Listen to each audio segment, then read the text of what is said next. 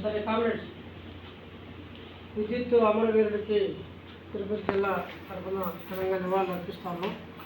ఆ అమరవీరుల స్ఫూర్తితోనే ఈరోజు ఢిల్లీలో జంతర్ మంతర్లో విద్యార్థులు పెద్ద ఎత్తున పోరాటం చేశారు.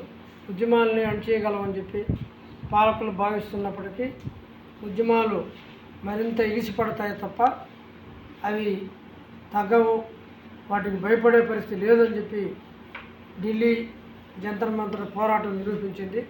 పాలకులు ఇప్పటికైనా తమ విధానాలను మార్చుకొని విద్యా విధానాన్ని ఇతర అనేక రంగాలను ప్రైవేటీకరణ చేసి లాభాలు పొందాలనే పద్ధతికి స్వస్తి పలకపోతే వాళ్ళ గోతిని వాళ్ళే తవ్వుకున్నట్టు అవుతుందని చెప్పి నేను తెలియజేస్తాను.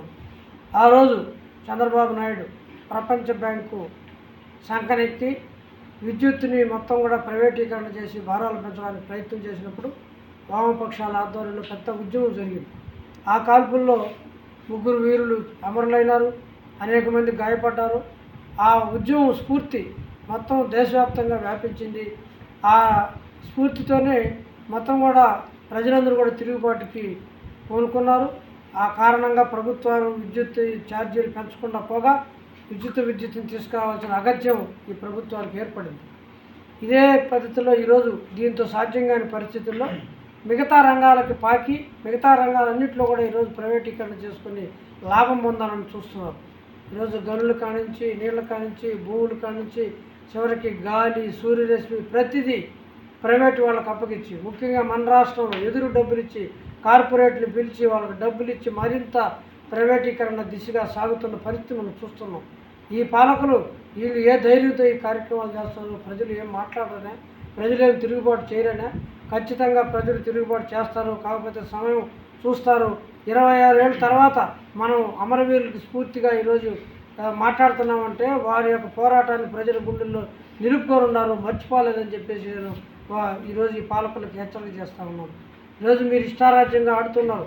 ఏమిటి చంద్రబాబు నాయుడు ఈరోజు ప్రజలకు ఇస్తూ ఉంది? డేటా సెంటర్ తీసుకొచ్చి పెట్టి నీళ్ళని మొత్తం పవర్ని అంతా కూడా వాళ్ళకి అప్పగిచ్చేస్తున్నారు.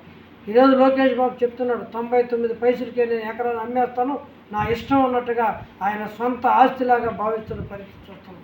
విద్యా సంస్థలన్నింటినీ కూడా ఈరోజు ప్రైవేటీకరణ చేయడము, మూసివేయడము, దుర్మార్గంగా పేదలకు విద్య లేకుండా చేయడం, బలవంతంగా ఈ హాస్టల్ను క్లోజ్ చేసి రాత్రికి విద్యార్థులను తరలిస్తున్న ఘటనలు మనం చూస్తున్నాం. వాటికి వ్యతిరేకంగానే ఈ పోరాటం జరుగుతూ ఉంది. రాబోయే కాలంలో కూడా విద్యా పరిరక్షణ కోసం హై స్కూళ్ళు, హాస్టళ్ళు వాటిలో ఉన్న సమస్యలు ఆ విద్యార్థులకు అండగా నిలబడడం కోసం మరో పోరాటాన్ని నాంది పలకాల్సిన అవసరం ఉంది. విద్యుత్ పోరాట వీరుల స్ఫూర్తితో మరింత ఇంకొక వేరే పక్కదారిగా తీసుకొచ్చి ఈరోజు విద్యుత్తుని సపరేట్ చేసి మిగతా వాళ్ళ మీద భారాలు తీసుకురావడానికి ప్రయత్నం కూడా చేస్తున్నాం. ఈరోజు అదాని పేరుతో స్మార్ట్ మీటర్లు తీసుకొచ్చి ప్రజల మీద భారాలు మోపే కార్యక్రమాన్ని కూడా చేపడతా ఉన్నారు. బిల్ కలెక్టర్ అంతా కూడా తీసేసి అదానికి డైరెక్ట్గానే సెల్ ఫోన్ల మాదిరిగా రీఛార్జ్ చేసి వాళ్ళ ఖాతాలో సులభంగా డబ్బులు పడే కార్యక్రమానికి వీళ్ళు ఒడిగడతా ఉన్నారు. ఇటువంటి దుర్మార్గమైన దోపిడీకి వ్యతిరేకంగా మనం అందరం కూడా పోరాటాలు ముందుకు సాగాల్సిన అవసరం ఉంది. అందుకనే బాలస్వామి, రామకృష్ణ, విష్ణువర్ధన్ రెడ్డిల స్ఫూర్తితో ఈ పోరాటాలు ముందుకు తీసుకెళ్తామని చెప్పేసి సిపిఎం పార్టీ తరఫున మనం ప్రజలందరూ కూడా తెలియజేయాలి.